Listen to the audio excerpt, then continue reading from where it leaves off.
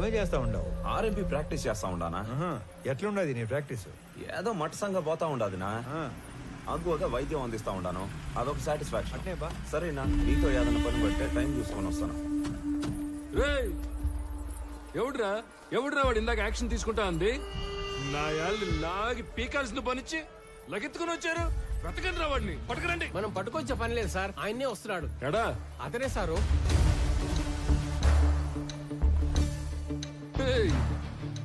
ఎవడ్రా స్వామి నువ్వు? అడ్డ పంచ కట్టుకుని ఆంతను చూస్తున్నావా ఏంది? మా వాళ్ళు నలుగురు దొంగనాయాలు లాకెళ్ళబోతే అడ్డం తగిలేవంట. క్రిమినల్స్ ని పట్టుకోకుండా ఆపడం కూడా నేరమే, తెలుసా నీకు? తెలుసు. నీలాంటి పోలీసులు క్రిమినల్స్ ని నేరం చేసినప్పుడు పట్టుకునేది తక్కువ, అవసరం అయినప్పుడు పట్టుకునేది ఎక్కువ. ఏందిరా స్వామి నువ్వు మాట్లాడేదా? ఏడు నుంచి వచ్చావు? నీ మాటలు చెప్పించుకోవడానికి రాలే ఈడకి. నువ్వెంత యాక్షన్ తీసుకుంటావు అన్నట్టుగా. ఏంది నువ్వు యాక్షన్ తీసుకున్నదా? నువ్వు డిప్యూటీ కలెక్టర్ ఎంఆర్ఓ అయితే పోయి నీ ఆఫీసులో కూర్చొని స్టాంపులు కొట్టి సంతకాలు పెట్టుకో, పోలీసులతో పెట్టుకోగాక. చూడు, నేనేదో సర్టిఫికెట్స్ మీద సంతకాలు పెట్టుకుంటా, రేషన్ కార్డులు పంచుకుంటా ఆఫీస్ లో మాత్రమే కూర్చునే రకం కాదు. As an executive magistrate of this sub division of the district, I'm responsible for operating preventive sections of code of criminal procedure. By the way, ఇక్కడ జరిగిన స్పెసిఫిక్ ఇన్సిడెంట్ లో I clearly observed violation of fundamental rights, which is a crime.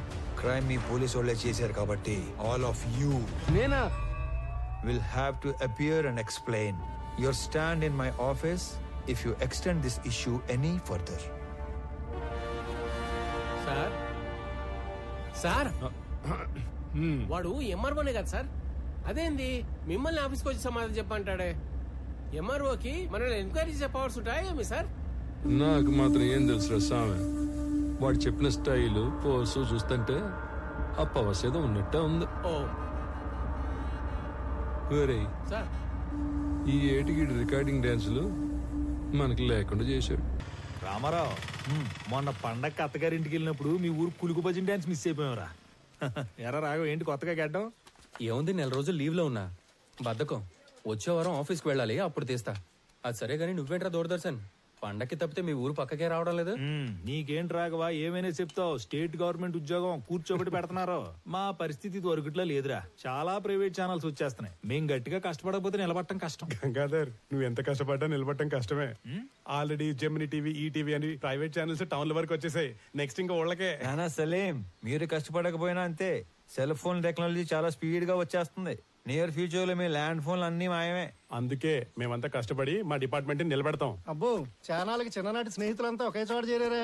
ఏంటి రామారో, మన ఊరికి transfer చేసిన తర్వాత చేతులు కట్టేసినట్టు ఉండదా? ఇక్కడ నువ్వు సాల్వ్ చేయడానికి పెద్ద సమస్యలు లేవు, అలాగే నువ్వు చేయడానికి పనులు లేవు. డ్యూటీలో ఎప్పుడు జాయిన్ అవుతుండవు? రేపే. అయితే ఇంకా పనుంటే తప్ప రేపటి నుంచి కనపడరా. కొత్త ఎప్పుడు వస్తాడేమో గానీ పాతనైతే 11 గంటలకు వచ్చి టెన్షన్ 1 గంటకు వెళ్ళిపోయాడు. సుఖం ఉండేది మనకి. అవును కదా. ఆడేం చేస్తా ఉండవు, సార్ వచ్చేసి ఉన్నాడు, జనాల్ని కలుస్తా ఉన్నాడు.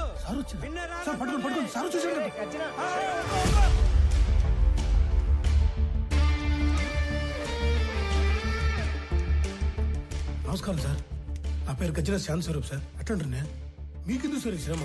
నేను అందరూ బయటికి వెళ్తాను, మీరు పోయి ఆ సీట్లో కూర్చోండి సార్. నీకు కరెక్ట్ గా 15 నిమిషాలు టైం ఇస్తున్నా. స్టాఫ్ మొత్తం నా ముందు ఉండాలి. అందరూ వచ్చేసినట్టేనా? వచ్చేసారు సార్. నేను చెప్పేది 2 విషయాలు. ఒకటి, నేను ఛార్జ్ లో ఉన్న దగ్గర గుట్టలు గుట్టలుగా ఫైళ్లు, గుంపులు గుంపులుగా జనం అస్సలు ఉండకూడదు.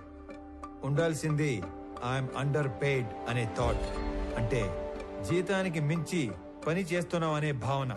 2, రెవెన్యూ రికార్డ్స్ లో మార్పులు చేర్పులు, రాళ్ల క్వారీ, గులక గుట్ట, ఇసుక రేవుల ఎన్ఓసీలు, బర్త్ అండ్ డెత్ నేటివిటీ సర్టిఫికెట్లు, ఆస్తి పన్ను వసూళ్లు, అంతస్తులు క్లియరెన్స్లు ఎక్సెట్రా లాంటి దక్షిణ వచ్చే పనులు మాత్రమే చేస్తే సరిపోదు. తలగోక్కోవడం, ప్యాంటు సర్దుకోవడం కాదు. రిమెంబర్, మన రాజ్యాంగంలో ఉన్న దాదాపు అన్ని సెక్షన్స్ కి మనమే బాస్, మనమే సర్వెంట్. Any questions? ఈ 2 విషయాలు ప్రాంప్ట్ గా ఉండగలం అనుకున్న వాళ్ళు మాత్రమే లోపలికి రండి. లేదంటే నో పే లీవ్ కి అప్లై చేసుకొని ట్రాన్స్ఫర్ కి ట్రై చేసుకోండి. ఓకే?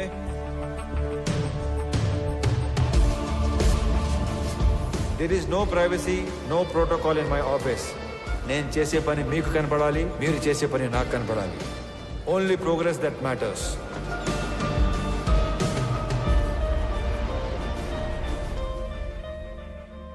సార్, ఇతని అర్జీ చాలా ఏళ్ళుగా పెండింగ్లో ఉంది. కౌలు రైతు 2 ఎకరాల ప్రభుత్వ బీడు భూమిని చూసుకొని అప్లికేషన్ పెట్టుకున్నాడు. కానీ అప్పర్ క్యాస్ట్. అతనికి ఆ భూమి ఇవ్వలేమని చెప్పినా కూడా ఆఫీస్ చుట్టూ తిరుగుతూనే ఉన్నాడు సార్. ఇప్పుడు కూడా మీతో గోడు చెప్పుకుంటానని నా ప్రాణం జోడిస్తున్నాడు సార్. అయ్యో, రైతు తన 10 వేళ్లు మట్టిలో పెడితే గాని మన 5 వేళ్లు నోట్లోకి వెళ్ళావు. అడంగల్ 13వ కాలంలో అతని పేరు రాసి తీసుకునిరా, నేను సంతకం పెడతాను. గవర్నమెంట్ కోర్టుకు వెళ్తుంది. అది కోర్టులో తేలే లోపు నేను రిటైర్ కూడా అవుతాను. ఈ లోపు రైతు వ్యవసాయం చేసుకుంటాడు. అయ్యా, చచ్చేలోపు 1 సెంటు భూమి కన్నా ఆసామిని అవుదాం అనుకున్నానయ్యా. నీ వల్ల నా కళ నెరవేరింది. నువ్విచ్చే ఆ మట్టిలో మాణిక్యాలు పండిస్తానయ్యా, మాణిక్యాలు పండిస్తాను. చూస్తా ఉండు మళ్ళా. ఒక్కొక్క మనిషి ఎంత పని చేయొచ్చా? మనం ఏళ్ల కొద్దీ చేయని పనిని కొన్ని వారాల్లో చేయించాడు. ఆయన మొగలాయి సార్. లేదంటే రోజు 6 గంటలకు ఆఫీసు బేగ వేసే టయానికి 56 మంది వెయిట్ చేస్తా ఉండేవారు. ఇంకా 6 గంట టైం ఉంది, 2-3 కన్నా ఎక్కువ లేరు. ఆయన ఏదో మాయ చేశాడు సార్. పెద్ద మాయ చేశారా. మనం ఎంతో మంది దగ్గర పనిచేశాం. కాలం నీడలో వాళ్ళందరినీ మర్చిపోయాం. కానీ ఇతని నీడలో కాలాన్నే మర్చిపోయాం. గుర్తుండిపోతారా? రే అనంతు, పెద్దమ్మ చెప్పింది వదిన చెప్పిందని సాకుతో నువ్వు టౌన్ లో షాపింగ్ అయిపోయాక ఆఫీస్కి వచ్చిన డిస్టర్బ్ చేయవద్దు. సర్లేనా, ఒక్కసారి ఈడు చూడు నడి రోడ్డు ఎటా నడుస్తుడా.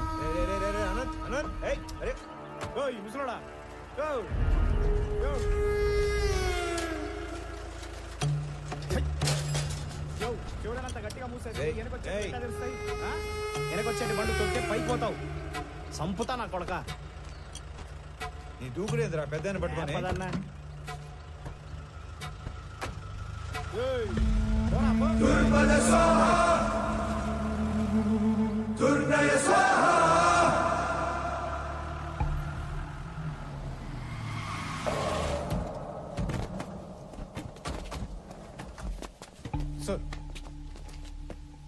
ఇంత కష్టమైన పని అని తెలియక పెద్ద పోసు కొట్టి మిమ్మల్ని నమ్మి ఈ పని టేకప్ చేశా. తిక్కలాడు తినాలకి వెళ్తే మెట్లు ఎక్కను దిగను సరిపోయింది. మీరు అంతే, వెళ్ళడం రావడం తప్ప ఏం ఉపయోగం లేదు. సార్, మాల్ మొత్తం ఏదో రూట్ లో ఎక్స్పోర్ట్ అయిపోయింది ఏమన్నా నాకు కొంచెం డౌట్ వస్తుంది సార్. అస్సలు కాలా. ఖచ్చితంగా మాల్ ఎక్స్పోర్ట్ అవ్వలేదు. ఇది నేను చెప్పిన మాట కాదు. మాల్ ఎవరైతే డైరెక్ట్ గా ఎక్స్పోర్ట్ చేసుకుంటున్నాడో డాను, వాడు చెప్పిన మాట. మాల్ మీకు ట్రేస్ అవ్వట్లేదు కదా అని మన దేశంలోనే లేదని చెప్పి కథలు చెప్పొద్దు. అయితే సార్, ఇంకో 4-5 టీములు పెట్టి తలా ఓ దిక్కు పంపి కూంబింగ్ ఆపరేషన్ చేస్తే త్వరగా ట్రేస్ చేయొచ్చు సార్. మీ చుట్టాలు కూడా తీసుకెళ్ళరా. నువ్వెవరో సామి నా కొంప ముంచెట్టున్నావు. ఎట్ట అంటే హడావుడు లేకుండా వెతకాలి. గవర్నమెంట్ కి ఏమాత్రం ఉప్పొందినా చాలా డేంజర్. ఇన్ని 100 కోట్ల ఎర్రచందనం ఒకేసారి దొరికితే దేశం ఉలిక్కి పడుద్ది. కలపకి కాపలా కూడా పెరిగిద్ది. దీంట్లో ఏది జరిగినా నన్ను లేపేస్తారు. సైలెంట్ గానే ఎతకండి, కానీ కొంచెం స్పీడ్ పెంచండి. పండి. Good morning sir. Morning morning morning. మాల్నీదే. Good morning sir. Good morning sir. ఇది మాల్నీదే, ఇది మాల్నీదే, ఇది కూడా మాల్నీ. ఏంటి ఇవన్నీ? పేరు మాలిని సార్, ఊరు తెమ్మసముద్రం. ఆస్తి వారసత్వ బదిలీ కోసం అప్లికేషన్ పెట్టుకుంది. మనం దాన్ని రిజెక్ట్ చేశాం. దానికి నిరసనగా ఆవిడ ఉత్తరాలు రాస్తూ ఉంటుంది. బాగా బతికి చితికిన కుటుంబం అంట సార్. సరే, కొత్తగా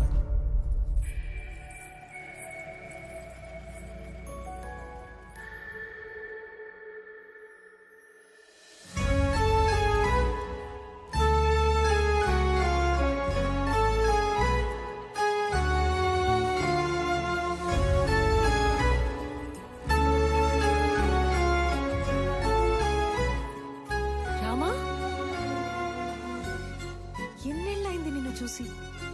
అయినా నువ్వు అసలు ఏం మారలేదు. రా కూర్చో. పర్లేదు, ఇక్కడ కూర్చుంటాను.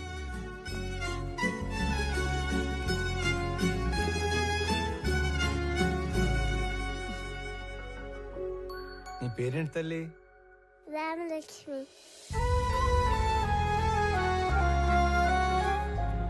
ఇప్పుడే వస్తాను. స్కూల్కి వెళ్తున్నావా?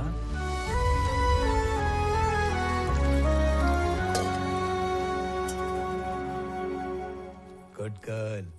తీసుకోరామా. ఇప్పుడు చెప్పు, మన ఊరికి ఎప్పుడు వచ్చావు? నీకు ఒక్కడే కొడుకు కదా? బుడ్డోడు ఎలా ఉన్నాడు? ఏంటి ఏం మాట్లాడావు?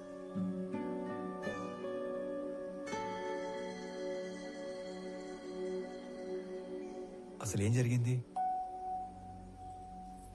రామా, నువ్వు వెళ్ళి ఆడుకో తల్లి.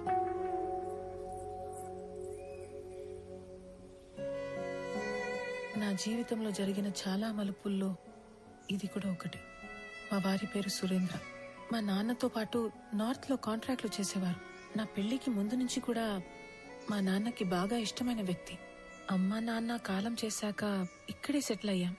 కాంట్రాక్ట్లలో ఇబ్బందుల వల్ల నష్టాలు, వాటితో కష్టాలు కూడా వచ్చాయి. వర్మ అనే తన ఫ్రెండ్ ఏదో కొత్త బిజినెస్ ప్లాన్ ఉందంటే కలిసొస్తానని వెళ్లిన మనిషి తిరిగి రాలేదు. నేను ఏడ్చి ఏడ్చి కన్నీళ్లు కూడా రావట్లేదు. అవును, ఇవి నీ చేతికి ఎలా వచ్చాయి? కొన్ని రోజుల క్రితమే డిప్యూటీ కలెక్టర్ గా ఇక్కడికి ట్రాన్స్ఫర్ అయ్యి వచ్చాను. అవునా? ఇంట్లో ఇంకెవరు లేరా? మా ఆయన్ని వెతుకుతూ రోడ్ యాక్సిడెంట్ లో మా మామగారు కూడా పోయారు. ఇవన్నీ చాలా ఉన్నట్టు సురేంద్ర ఉన్నంత కాలం పలకరింపుకి వచ్చే అతని పార్ట్నర్స్ కూడా ఇప్పుడు డబ్బు కోసం బెదిరింపులకి వస్తున్నారు. పోలీసుల చుట్టూ, లాయర్ల చుట్టూ, నీ ఆఫీస్ చుట్టూ తిరిగి తిరిగి విసిగిపోయి రోజుకో లెటర్ పంపుతుంటాను. దానివల్ల ఉపయోగం లేదు, కానీ కనీసం నా బాధ, నిరసన అయినా తెలిపితే మనసు తేలిక పడుతుంది కదా. వీటి వల్ల ఉపయోగం ఉంది. ఇవే నన్ను ఇక్కడి దాకా తీసుకొచ్చాయి. ఇకపై ఇది నా బాధ్యత.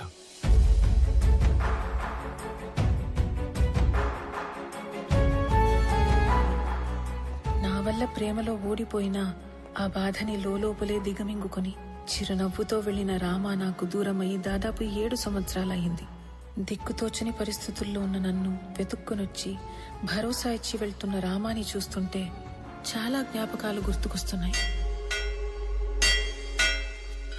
రామారావు, ఆ పేరు వినగానే గుడిలో గంట శబ్దం విన్నంత భరోసా వస్తుంది. రామారావు ఎస్పీఎల్ గా ఉన్న మా స్కూల్లో ఆడపిల్లలందరం శివంగుల్లా బ్రతికేవాళ్లం.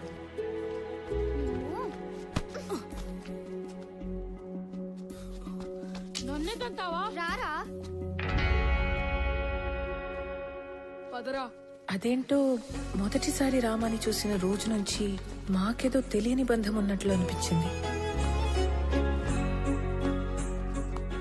రే అనంతు, చీమల్ని ఎందుకు చంపుతాండవరా? మాస్టర్ పాట మొదలు పెట్టినారు, లోపల పో. కాలక్రమేణా మా అనే మాట పోయి మన అనే భావనతోనే బ్రతికేశాం. హిందీ లాంగ్వేజ్ అంటే ఏంటి? జాతీయ భాష, నేషనల్ లాంగ్వేజ్. మీకు తెలుగు రాకపోయినా పర్వాలేదురా, హిందీ రాకపోతే మీరెవ్వరూ దేనికి పనికిరారు. సార్, మాతృభాషతో పాటు పరభాష నేర్చుకోవడం తప్పు కాదు సార్. ఓహో. కానీ మాతృభాషను హేళన చేయకూడదు సార్. హిందీ మన జాతీయ భాష కాదు సార్, అధికారిక భాష. ప్రతి విషయంలోనూ రామారావు శైలి, చూసే విధానం ప్రత్యేకంగా ఉంటాయి. రోజులు గడిచే కొద్దీ మా వయసుతో పాటు మా మధ్య ప్రేమ కూడా పెరిగింది.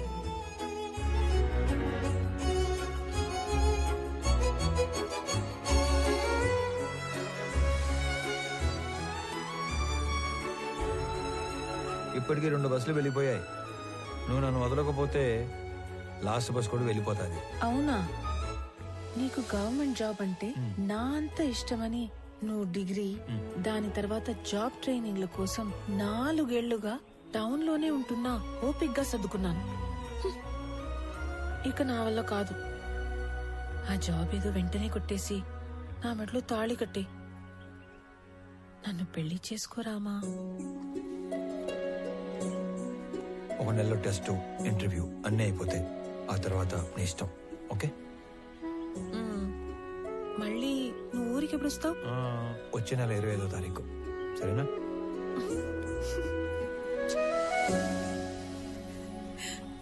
రామాతో పెళ్లి తర్వాత జీవితం గురించి చాలా కళ్ళు కన్నాను. ఏ చిన్న సమస్య వచ్చినా మాలో మేమే ఒకరికొకరం సాయం చేసుకునేవాళ్ళం. అనుకున్నట్లే రామాకి ఉద్యోగం వచ్చింది. మా పెళ్లికి ఏ అడ్డంకి లేదు కదా, అంతా అనుకున్నట్లే జరుగుతోంది అని సంతోషంగా ఉన్న సమయంలో ఇటువైపు పద. ఇటు ఆడికి నాయనా? అయ్యర్లో ఇంటికి ఆడికి. సరే. ఆడి నుంచి ఇంటికి పోదాం. అక్కడ చిన్న పని ఉంది, నువ్వు పద. అనంత పని మీద వచ్చాడు. నమస్తే బాబు. నమస్తే బాబాయ్. బాగున్నారా? బాగుండవయ్యా? బాగుండా విని. ఏంటి మహాలక్ష్మి? కూర్చోండి బాబు. ఇదిగో అబ్బాయి వాళ్ళు వచ్చారు, అమ్మాయిని తీసుకురండి. అలాగే అండి.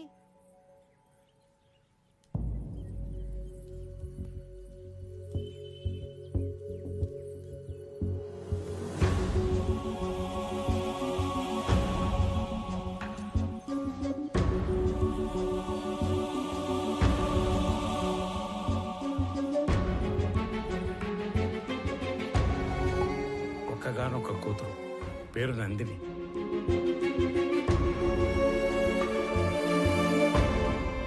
ఏంటి నేను ఇది? ఎవరి అమ్మాయి? మాలిని గురించి మీకు తెలుసు కదా. తెలిసే వీళ్ళని రమ్మని చెప్పినాను. మాలినికి పెళ్ళైపోయినది. మాలినికి పెళ్ళైపోతే నాయనా? కారణాలు తెలియదు. మాలినికి పెళ్లి జరిగిపోయినాదని తెలిసి నువ్వు ఎట్ట రియాక్ట్ అవుతావు అని మేం బేజారైపోయినాము. తండ్రిగా నీకు మంచి తోడుని వెతికి పెట్టడం నా బాధ్యత. నిర్ణయం నీ హక్కు. లేదైనా నాకు కొంచెం టైం కావాలి. ఆ తర్వాత నిర్ణయం మీరే తీసుకోండి. నువ్వు నీ ప్రాణం పోయినా నీ స్వార్థం కోసం అయితే వేరే పెళ్లి ఒప్పుకో. ఏదో ఒక కారణం చేతే ఈ పెళ్లి చేసుకుని ఉంటావు. నువ్వు తలదించుకునే తప్పేమీ చేయలేదు మాలిని.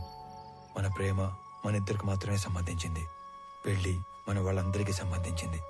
ప్రేమ విషయంలో మనలో ఎవరో ఒకటి నిర్ణయం తీసుకోవచ్చు, కానీ పెళ్లి విషయంలో మన వాళ్ళందరూ నిర్ణయం తీసుకోవాలి. ఎందుకు ఏమిటి అని అడగటానికి నేను రమ్మలేదు. నిన్ను చూసి చాలా రోజులైంది కదా, చూద్దామని రమ్మన్నాను.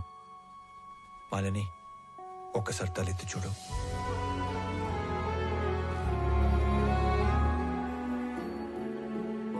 నీకు చెప్పకుండా పెళ్లి చేసుకున్నందుకు నీకు ఏ సమాధానం చెప్పుకోవాలని ఇన్ని రోజులు ఎంత మదన పడ్డానో తెలుసా. ఒక పసిపాపని కిందకి దించినంత తేలిగ్గా నా గుండెల మీద బరువు అంతా దించేశావు. మా నాన్న ఆయన పార్ట్నర్ కొడుకుతో పెళ్లి ఫిక్స్ చేసుకుని వచ్చి ఇంట్లో చెప్పినప్పుడు ఆయన మొహంలో నేను ఎప్పుడు చూడని ఒక ఆనందం చూశాను. ఆ పెళ్లి ఆపాలంటే నేను చేయాల్సిన ఒకే ఒక పని నీ పేరు చెప్పడం. ఆయన మాట పోవటానికి బాధకి కారణం నువ్వు కాకూడదని నీ పేరు చెప్పలేకపోయాను. అంతే, పెళ్లి జరిగిపోయింది.